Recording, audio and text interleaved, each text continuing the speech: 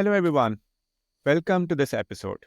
My name is Mohammed Younas, founder and CEO of vFairs. And today, we're diving into a topic that every event organizer strives to master: crafting the perfect attendee journey from sign up to show up, from having attendees registered to actually having them attend your event. To guide us through this essential discussion, I'm delighted to be joined by Leanne Velky. Leanne is an accomplished entrepreneur and a registration nerd with over 15 years of intensive experience in event registration and technology. Her deep understanding of the event journey and passion for event tech innovation make her the perfect guest for today's conversation. Let's get started. Leanne, could you start by telling us a bit about your background? What first sparked your interest in the events industry? Yeah, thank you very much for having me, by the way. I'm so happy to be here. Yeah, my career journey, I guess, started in college. Actually, before that, both of my parents were in insurance. And forever, I thought that was the only career path that existed because both of them did that. And then somewhere in college, I learned that event planning and events was a career that people could do. And I literally had no idea before that.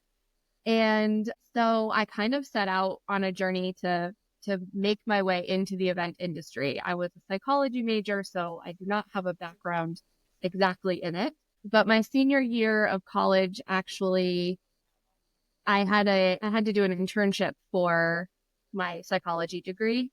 And I ended up actually turning a part-time job with a wedding planner into my internship. And I ended up getting credit for that. Right. And yeah, it worked out really great. Everyone was talking about their time in a psychology unit somewhere. And I was like, I worked a wedding this weekend, which is great. And then after college, I basically was on the hunt for any job within the industry. And so all of my job hunting, keywords, searching, everything had events in it. Didn't matter really where I went. I tried to apply to florists. I tried to apply to basically anything where the word event was connected. And I ended up at a meeting planning company where I feel very blessed that I got to do all the pieces of event planning, of corporate event planning, meeting planning. I got to be on site a ton. I got to do a little bit of planning. I got to be in all the meetings. I got a ton of experience there. And then I always kind of loved the tech side of it, but there wasn't a position for me there in the tech part really. And so from there, I went and I worked at a corporate biotech called Biogen, where I actually got to be this event administrator for our account there. And that's where I really kind of dove into the tech side and started really getting very experienced in the reg part. And then after 2 years there, I started my business because I recognized at that time that planners really needed a lot of help with the tech side. And it's a piece of myself that I love. I grew up taking computers apart on the living room floor with my dad. So I've always been pretty nerdy in that arena. So here I am 9 years later. I've been doing this business for 9 years, really focused on helping planners build reg sites and use their technology and focus on that attendee journey, as I like to call it. Perfect. Leanne, one quick clarification question before I dig deeper into a bit on the registration experience. Do you help with only building the reg piece of it, which is the registration form, or do you and your company, are they involved in promoting the event where part of the KPI is to actually get X number of people registered for the event? So just want to differentiate between the two. Yeah, I focus only on building the reg site, which is lucky for me and the part that I love the most. Yeah. It's interesting because all the stuff that's kind of outside of that actually has never really fallen on me, which again is lucky for me, but was also sort of intentional because I get really nerdy about making a software work to collect what we need to collect from our attendees for my planners. I'm like very protective of them and their process and really like getting what they need done out of it. So I am not actually luckily involved in getting their butts in seats beyond building a great website and registration process. Again, I know it's going to be a bit of a high level question, but we'll start high level, and if you wanna further break it down into particular use cases, etc., feel free to do that. But part of the debate sometimes on LinkedIn and by the event planners is that should we have a simpler short registration form, or should we have a lengthy registration form where we can collect a lot of information from attendee in order to better serve them during the event itself, or better serve everyone's kind of interest, whether it is for sponsors, exhibitors, event organizers, and so forth. I don't know if there's a simple answer for that. If yes, would love to hear that. And if there's a bit of a complex answer, dig deeper into it. I'm all in trying to understand and hopefully settle in this debate of should we go with short forms or long forms when it comes to registration experience. Okay. I'm laughing because it is the debate, right? This is like the hot topic, and it gets me, to be honest, every time I see this circulate, which seems to be every couple of months this year. This push to just get them in and get them out, right? That's the name and email. Yeah, all you need is their name and email and you're fine, right? And it kills me every time I see it. One, all of the tech companies have purposely built the software they've built that is not just first, last, and email, right? Like there's functionality and there's technology that's built for a reason, because we actually do need those things or beyond those things. I'm not team ask 100 million questions, but I'm also not team first, last email works all the time. First, last email is great for a webinar or a quick virtual event or maybe a short in-person event. I feel like I would still want a couple more things out of them though, even if if they're showing up, there's going to be some things we want to get from them. My take on it is really about being intentional and using strategy, being strategic in what you're asking and why you're. If a question has a purpose, then ask the question.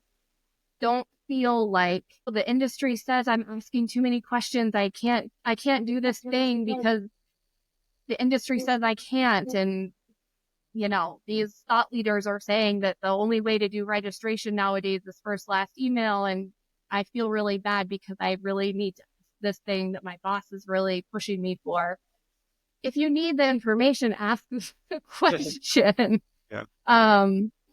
The other part of that argument is that I repeat all the time is beyond registration, you're never going to get 100% participation again from your attendees.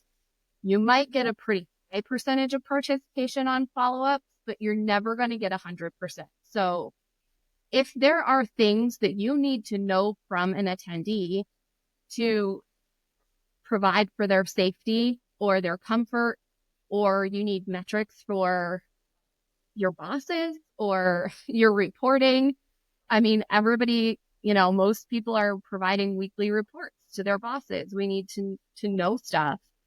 And if you need that stuff so that you can report year over year or you can have solid data, then you have to ask the question, because you're never going to get 100% participation again past that first touch point. I don't care how much people want to argue with me about it. If you need the information, you need the information. I think that sometimes, and I think that there has been some talk or there's been some actions in the past where people just kind of ask questions, but then they don't ever do anything with it. And in that case, trash those questions. If you're not going to do something with the answers or with the data, you definitely should not be asking the question. If you're going to do something with it, then keep it in there. There was another point I had there, but I lost it. So we'll come to we'll that. come back to it. Yeah. It's then I think it's really about then the experience itself, and we'll come back to the questions. I have some questions on those questions, but you have the registration form fields, you have the payment part if it's a paid event, and then if there are any additional questions, do you put them as part of the registration form, or do you put them after you have captured the initial most important details in the registration form, you have captured the payment, and then you're asking those questions? Now, you're absolutely right.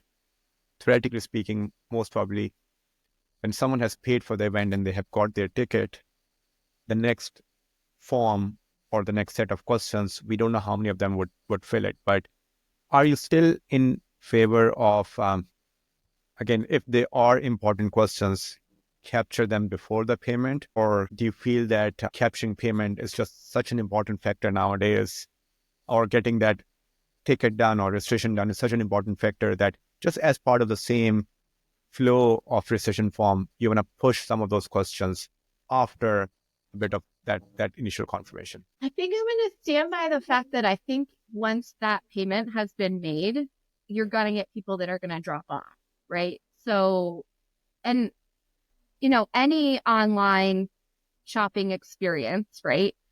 Payment is the last thing that you do. Sure. So aside from those really annoying payment experiences where they're like, but wait, we'll give you this great deal. Do you want to add this other thing, right? Aside from those kinds of experiences, I think we're currently trained that the payment is the end, and that's the end of the process, right? So I don't think that, I think I'm putting myself in the shoes of someone who is registering name, email, payment, and then going to the next step. And I think that if I'm going to stop because of payment, I'm going to stop no matter what point it is because of payment. And the reasons I'm going to stop are, I don't have my card with me. I don't know my number. I have to fill in I have the number saved on my browser, but I have to fill in the code and I don't have the code. Or I didn't know how much it was going to be until I got to the payment screen. Yep. And then I'm kind of questioning, do I really want to pay this much to attend this thing? It's not because I answered 12 questions before I got there. Personally, for me, I'm putting myself in the attendee's shoes, right? And that's so much of what I really try to focus on building out, right? And is making those forms in a way where I'm putting myself in those shoes. Would this really annoy me? Sure. And most of the time I'm like, no, this would not annoy me. Yep. Okay, one question after the other, but the first one is, are you more of a person who likes to create these forms using a wizard that, okay, personal information here, event related preferences here, dietary, transportation preferences here, or whatever those questions are? Or do you feel that the long form where people get to see the list of questions that they have to answer anyways, what has been your experiences just between a wizard-based form versus just, I don't want to call it a long form because it's not meant to be a long form, but whatever the number of questions are just in one screen so that people know what the questions are that they have to fill in? I think it depends. As all great registration sites depend, exactly. Right? I think I will tell you, I registered for something where it was one question per page, and I hated the experience personally. For myself. I was like, this is really annoying to have to press next every time. But if it's one long page with, say, 30 reg questions on it, I feel like that's too much for one page. So it really kind of depends. I personally, and maybe it's just the way I've been trained so far in my career, I personally like to do, I don't know, like a comfortable number of questions per page. And that can really vary, but anywhere between 5 to maybe 15 fields, but I'm saying 15 as in like, if you have to put your address in, that's 5 fields, right? So I personally like to sort of break it up Mhm. if it is longer, because one, it saves your information usually. Not all long forms save your information. Yep. If you're if you get distracted and you walk away, that's really annoying to have to come back and refill 25 out of 30 fields. But it also sort of breaks up the process. So you feel like you're making progress, right? You feel like you're like making your way through this. There's action. I think it's a better experience, which is really what I'm always after.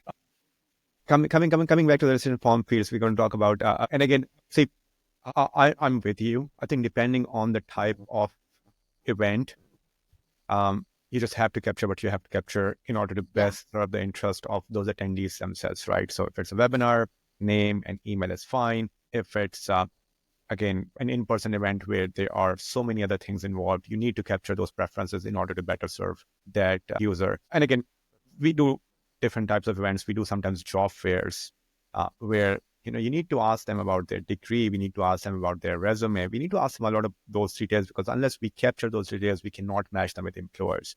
Similarly, we do a lot of trade shows. These are buyers and suppliers, etc. You need to get those preferences and so forth. So I'm all in for that, and I know that there's no one right answer. Having said that, have you come up with a magic number of questions that ideally fits in the best way to collect the information before the payment would say that, by the way, you know what, maybe just have a two-step process where capture the payment, and then, beyond this X number of questions, you might just not have the same kind of conversion rate.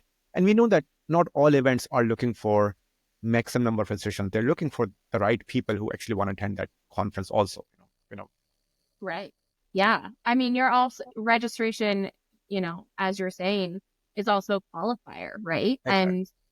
And it is, there is an opportunity to weed out people who aren't the right fit. I think I'm trying to think of actually registrations that I've done myself. And I honestly don't have a problem with a lot of questions in a reg form if they're necessary. The caveat that I was going to say earlier is there has to be the one thing that drives me crazy when I'm registering is asking questions where there's no way for me to either like opt out of that question or to say this doesn't apply to me. I've seen those. Yeah, I know.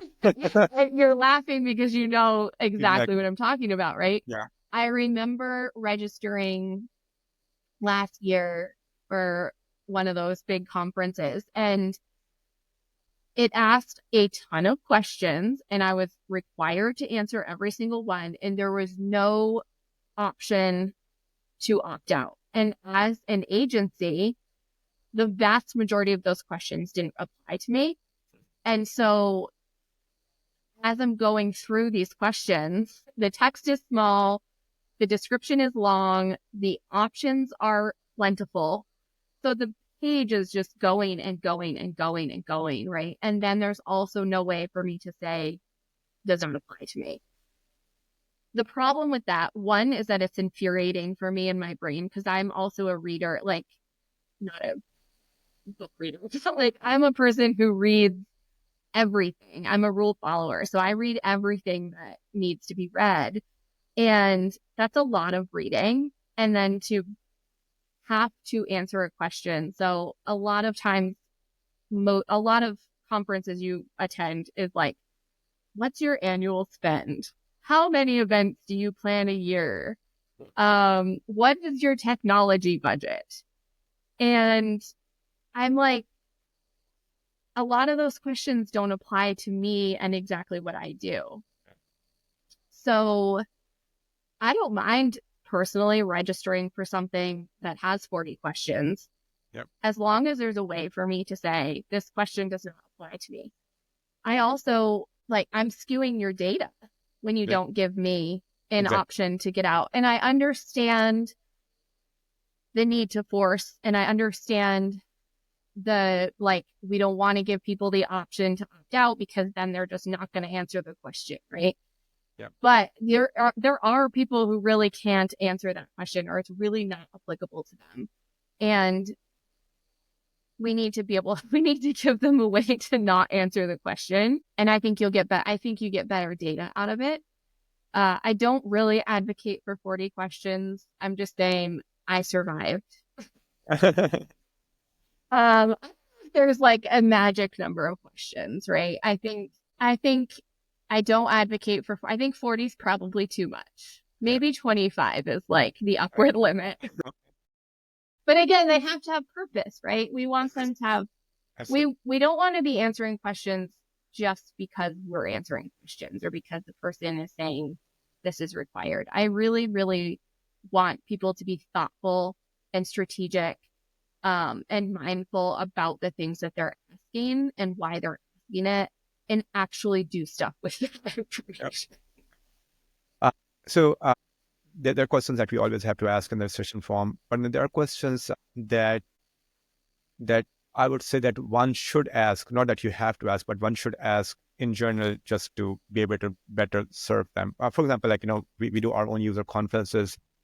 This is the first time we actually ask them question of why you're attending this vFairs user conference. Is it for networking? Is it to get updates about what's coming in vFairs roadmap? Is it about the case studies customers? And as these customers and prospects who picked up this, part of what we were trying to do was just to let them do a lot more of what they were coming for, as compared to, because otherwise it's almost impossible. That was the main thing. So again, it was a decision that we made, that we will ask this extra question, but on purpose, then we will design the experience for that individual to help them achieve that more. What is that one or two questions that you wish or that you recommend people that they should be asking, just based on your experience, where you have felt that, by the way, asking this question or getting information about this particular data, beyond the typical name, email address, all of the things that we need to know anyways, but just more of a question that typically you feel that people don't often ask and they should be asking in their session form? I mean, that's a really great question. I have a strong opinion about something that people don't ask. I do think I love what you guys did. I love that approach. And I love it as long as you're going to use it, right? I know I sound like a broken record, but I think there is a lot of power in being able to shape your agenda and to shape your experience on site for people by using a question like that. Of course, most sites, I will say, always ask for the dietary. And although, interestingly enough, one of my clients was the National Council of Farmers Cooperatives, and we don't have dietary in farming, which was actually really interesting for me. That was something I learned. It was really kind of fun. And then, accessibility, right? And then also making sure we're implementing if we're going to ask them what you're here for, and a lot of people say networking, then, okay, let's intentionally design networking spaces and give them more time and less content and more networking time that's not at a crowded dinner, but is actually in a quieter place that's more conducive to actually networking. And let's build it in, and let's call it out on the website, and let's tell them that we hear what they're saying by giving us this feedback. The important part really is actually implementing. So I actually love that approach. I do see that every once in a while. I don't see it a lot. I will say that. I don't see that question a lot of like, what are you hoping to get out of this? Or what are you most looking forward to? I think all of those are actually really excellent questions, as long as we're going to do something with it. Then you attend a lot of conferences, I'm assuming, and if not, some of them, a few. We of course, our team saw you at IMEX. I know that you're going to Event Tech Live. Two different questions. One of them is just some of your most favorite conferences, events that you yourself attend, maybe the top 2 or top 3. And then the decision process of any of them or any other conference that you have attended that you didn't build, but you feel that it was a great decision experience, despite that they did need to collect a lot of information from attendees, right? It was not a virtual event with 2 fields or a webinar with 2 fields, something that's, let's call it beyond 8 or 9 fields, at least at a minimum, that you felt that, okay, that registration experience was something that you typically strive for your own customers as well. Ooh. I'm trying to think if there's ever been a really excellent registration experience that I've been like, wow, this is amazing. Sadly, I actually feel like I have to say that it was probably a virtual event registration that was first last email, and that was Gleanon's Activate that was this year. Really just because I had already registered. And so when I went to register the second time, my second registration was really fast and easy. And I know that was a virtual event, and that's specifically what you said not to answer. But I think that the experience of having my information pre-filled and making my registration go super, super fast the second time, that's the thing to focus on, not the fact that it was actually a short registration form. Yep. I loved that experience, to be honest. And I think the same happened with IMEX when I registered this year after last year. I think last year they switched platforms, if I'm remembering correctly, so it didn't pull over from the year before. I think that experience is really nice, which really does actually lend itself to a whole conversation on,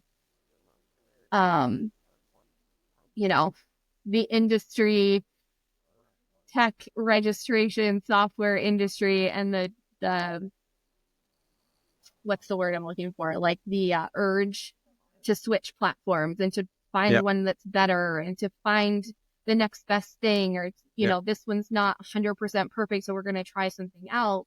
Yeah. Are we actually thinking about the attendee experience? Yeah. And how much better it could be their second or third or fourth or fifth year of registering on the same platform, actually. I think that's a really interesting conversation I actually haven't thought about before. Yeah. And again, I think I'll just add on to what you said. And again, I'm purely putting myself into, at this point, mainly as an exhibitor into their shoes, or maybe even as an attendee as well. Forget about me being the CEO of vFairs for now. But just forget about some of these big events that I attend, and again, I'm not a typical attendee because I'm not there myself. Of course, it's my team who's going over there, and I'm trying to just oversee what they're doing. But you register for a conference, whether you're as an exhibitor or attendee, and then because for something like IMEX or a couple of others, you need to do matchmaking, which doesn't open up until 2 weeks or 3 weeks before. Then you need to log in again, and you have to tell your preferences of who are the kind of people that you meet. And somewhere, just because there are so many processes in between the time you pay for an event and then you attend, there are 2, 3, 4 times that you have to log in order to benefit 100% from the conference.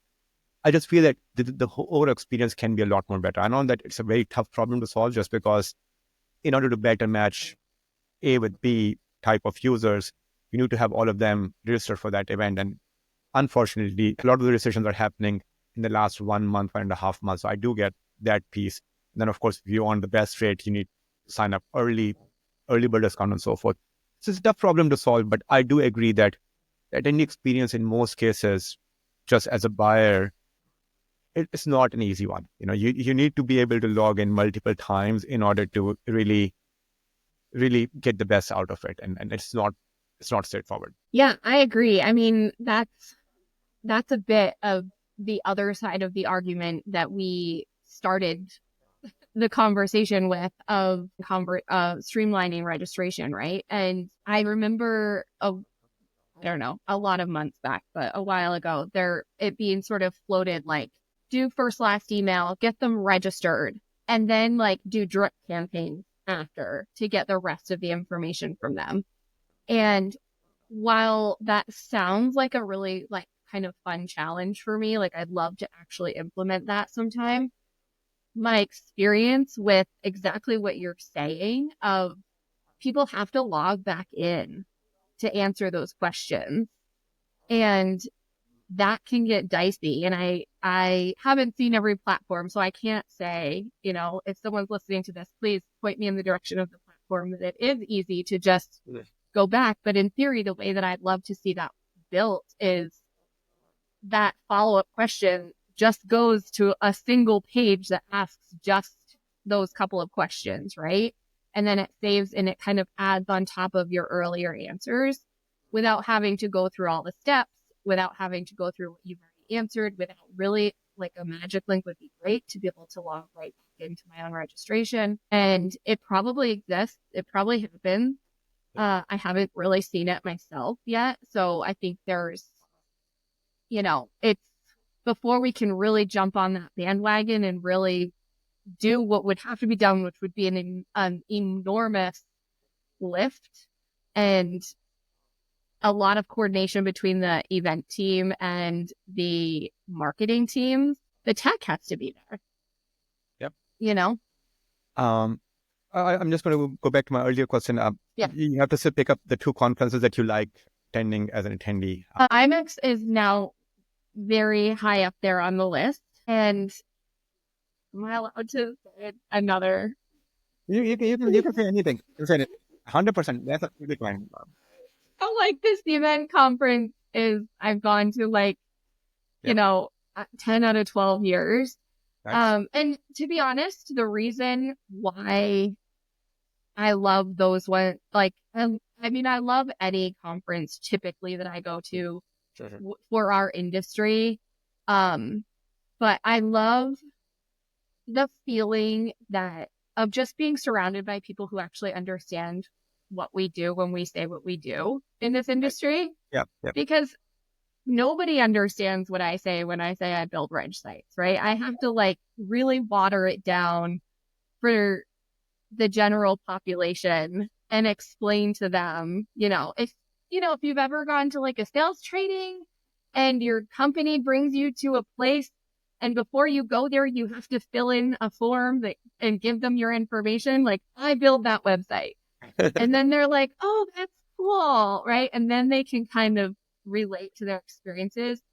But when I show up at an industry conference and I just say I build reg sites or any myriad of versions of that, people just know what it is. And it's just really nice to not have to explain yourself for a couple of days a year. Just because recession is, it's a part of any event. Tell me a bit more about your experience of designing that for mobile devices versus the web, given that you build complex ones.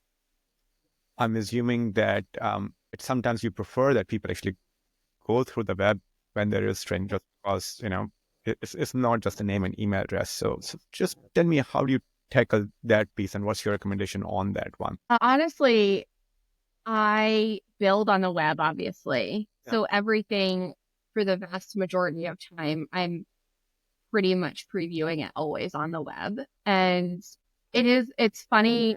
And I think this also goes a bit to, if you go back in our conversation of, questions per page, right? On the web, I prefer a layout that is question on, field on the left and input text on the right. I like them next to each other. I don't like them stacked because it makes the field so much longer or the page so much longer when it's stacked. Yep. I just, every time I see a website with the field stacked, it just drives me crazy.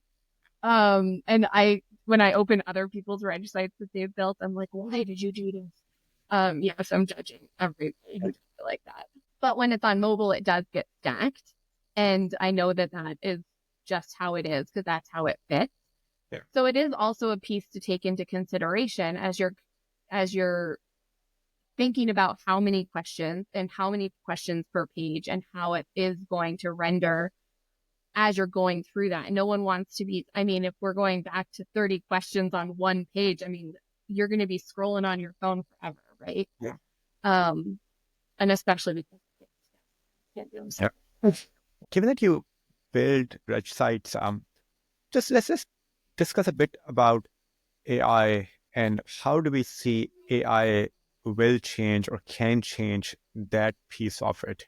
And do you think it's something that AI should look into? Because as I said, you have a company that helps build websites just means that it's a complex problem to solve. It's not that anyone can just log in and can quickly build a website unless it's a, I know, name and email address one. Do you foresee yourself looking for a technology solution where you would say, oh, by the way, I want to build a website. I want it to be a wizard. I want to ask XYZ questions in this and that and that. And at least you get the first draft of that website. Do you see yourself making use of a prompt in order to help you build websites? Or do you think that at least it's not there yet, where something as complex as this one can be done through a prompt? At least for now. I mean, it's not there yet, right? And I absolutely worry about the day that that's going to take over my job. What happens to me and where I go from there.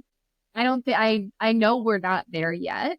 I think that AI has a lot of very helpful use cases in the planning process. And to be honest, I really only use ChatGPT to actually help me format agendas for importing because they have to be formatted correctly. And that is a massive time saver.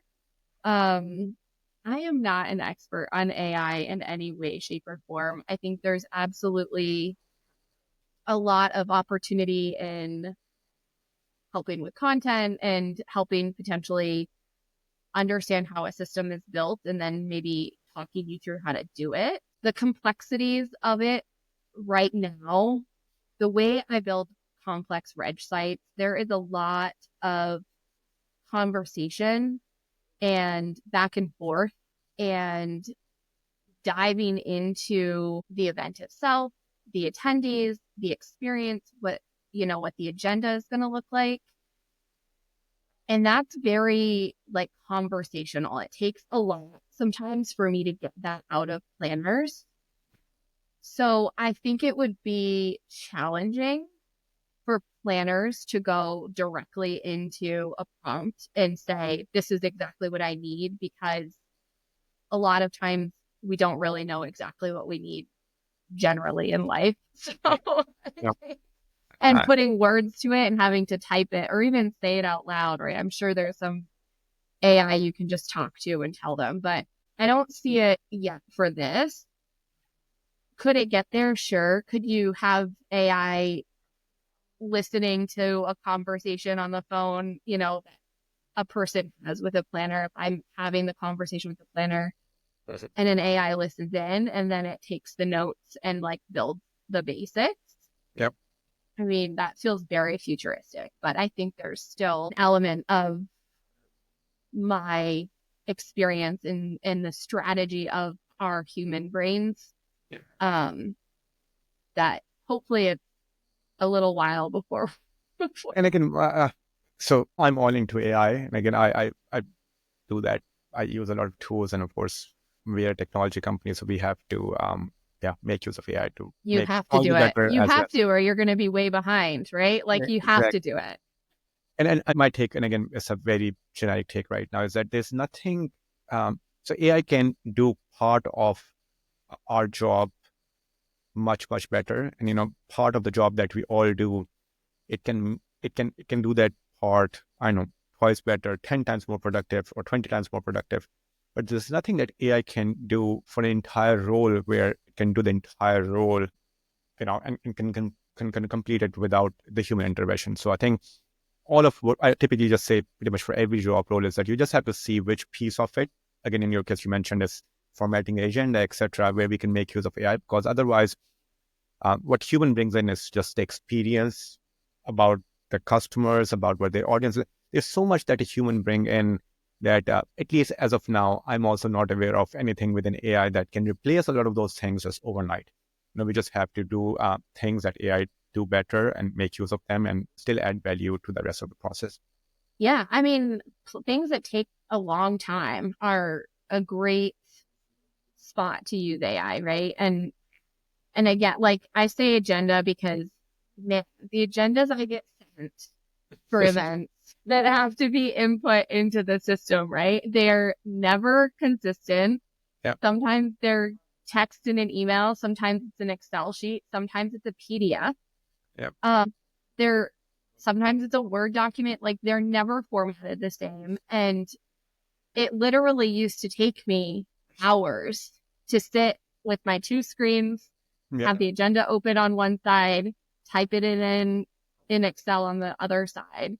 Yep. And now this is, I think, the other piece of like building registration that is hard. Like, you have to be so specific with what you're asking for, right? And I've had lots of fights with ChatGPT on how to format that agenda, just that one piece of the information, right? Like, the first couple of rounds, I'm like, you're not doing it right. I need you to do better. And it's like, you have to be so specific about what you tell them. So think about how much detail you would have to put in to build out a complex reg site. I think it's just so overwhelming. It would be a lot. I can imagine. Just a few quick follow-up questions. The first one just is, we discussed agenda right now. And I see sometimes people are asking, conference organizers, event organizers are asking questions related to the agenda as part of the reg form. And it is about, again, sometimes you have to buy a particular webinar access, you have to buy a certain track access, etc. And sometimes it's trying to have them reserve a seat for a particular session, just because that session, for example, cannot have more than X people.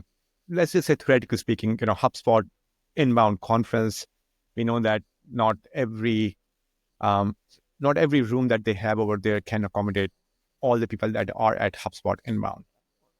Just tell me a bit more about your experience with that. At what point, like, what's your best practice of when the agenda and the sessions should be part of the session flow and when it shouldn't be? Because some of these things, it looks like, makes a lot more sense post registration, because that's when you have to book the seats for that particular session.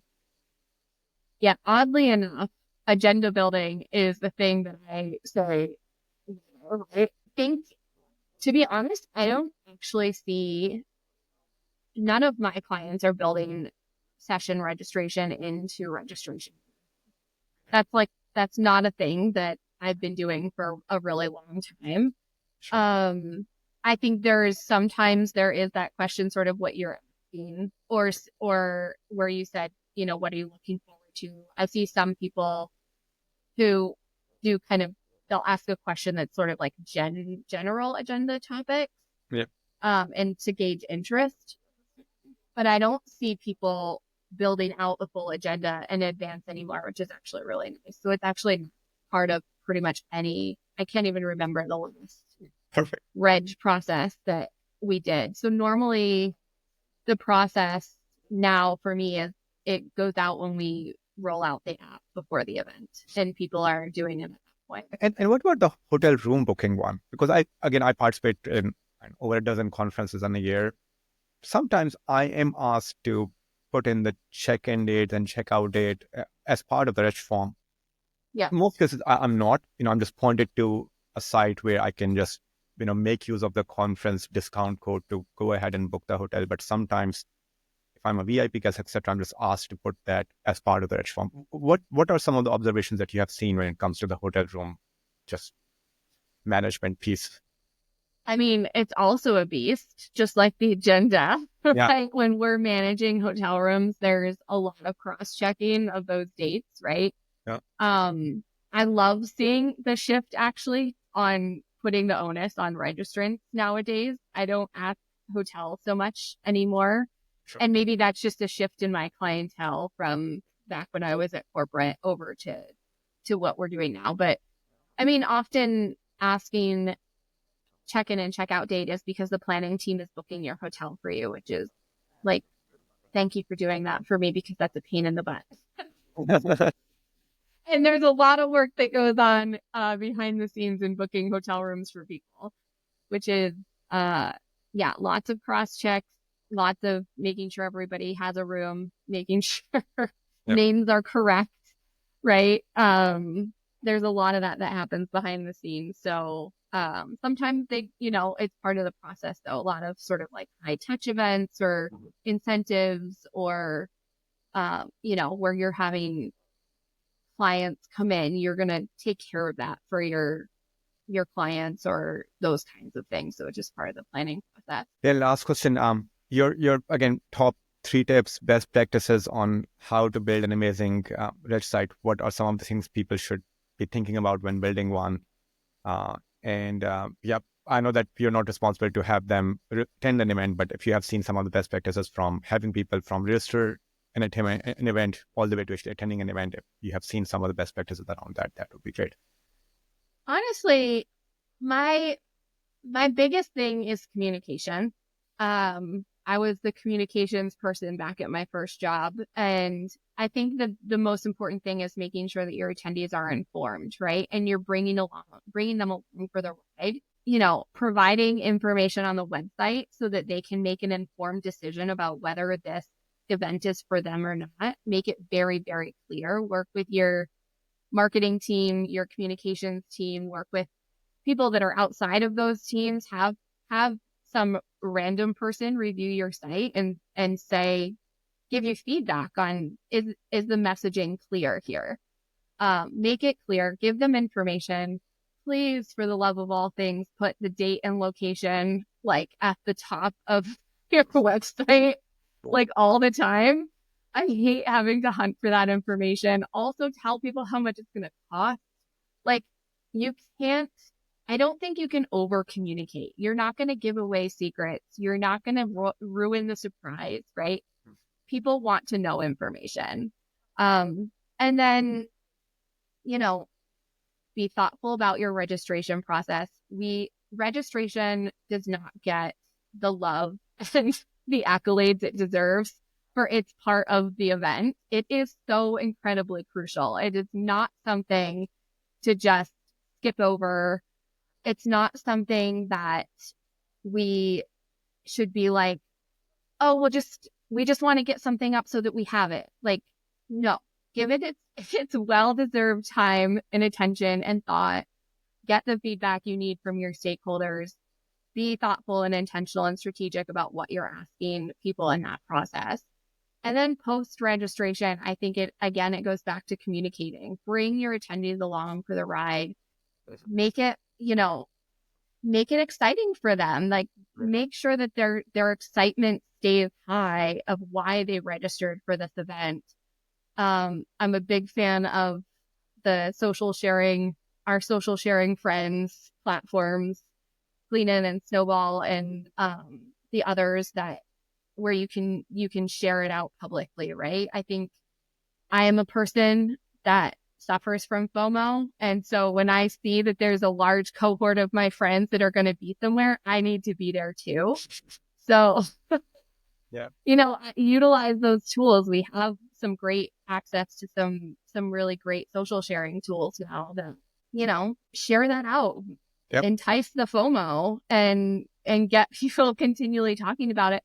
And also remind them that they should be sharing or they could be sharing, and make it easy as possible. Like, give them magic links, give them an easy way to log back into those sharing tools. I will say, as an attendee, that part often is frustrating for me. I'm like, I want to share about it, but then I have to go hunting back through like 1,000 emails to try and find the one email that had the link to the sharing thing. Keep your people informed, make it easy, be strategic, be smart, give registration the love that it deserves.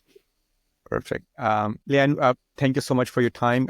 Where can people find you if they want to get in touch with you to help, get your help to build a complex research site? Tell them of how they can reach out to you. Honestly, the best place is LinkedIn. I'm on LinkedIn all the time. Just Leanne Velky. Just come find me over there. I'm readily available. Or leannevelky.com, but come to LinkedIn. It's more fun. Thank you so much, Leanne, for your time. It was great chatting with you. Thank you, everyone, for listening. Thank you for having me.